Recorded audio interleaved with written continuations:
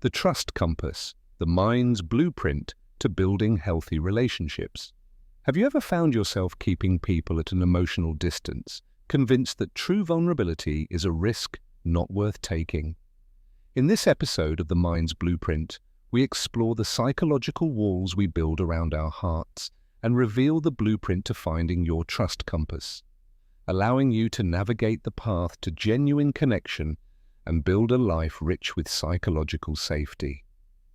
Lila was a successful event planner, a master of organization and a charming host who seemed to know everyone.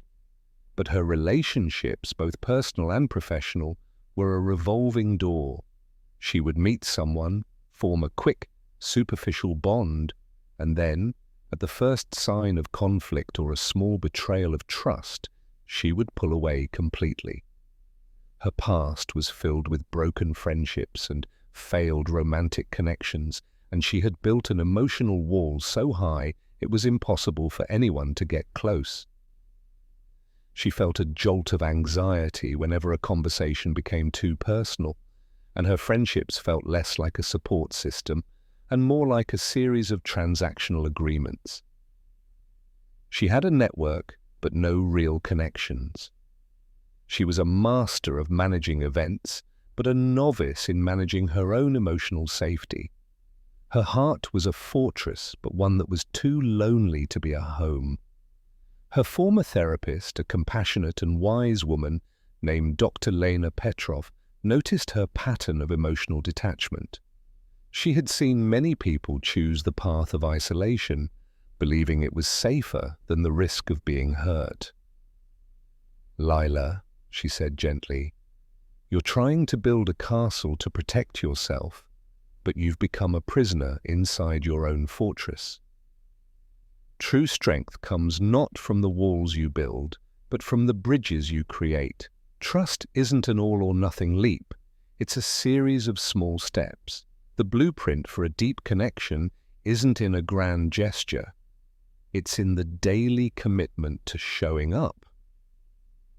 She explained that our brains are naturally wired to protect us from emotional pain.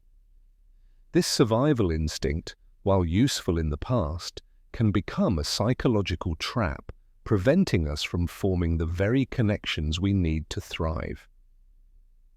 Dr. Petrov described this as the vulnerability paradox. The very thing we fear, being open, is the only way to build the trust we truly crave.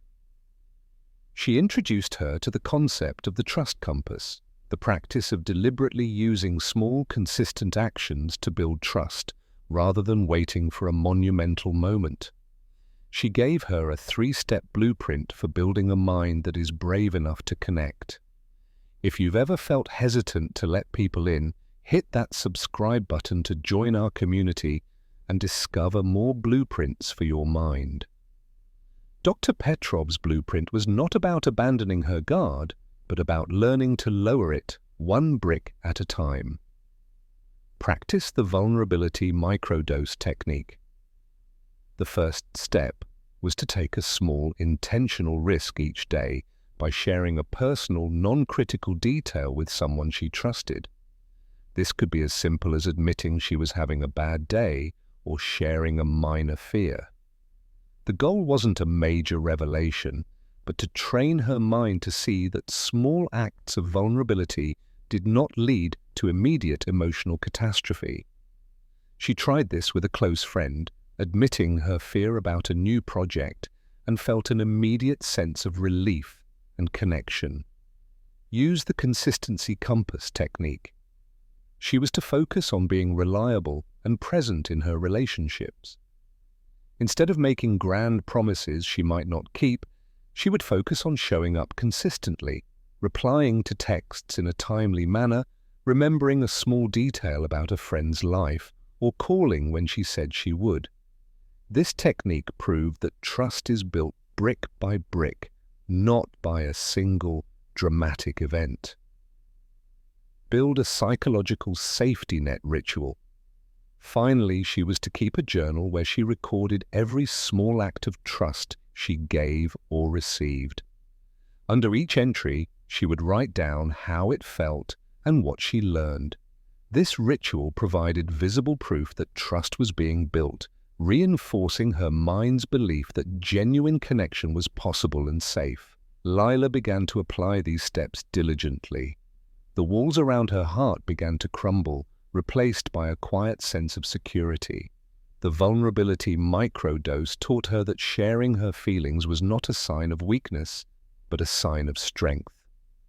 She learned that while a broken trust can be painful, the reward of a deep, genuine connection was worth the risk.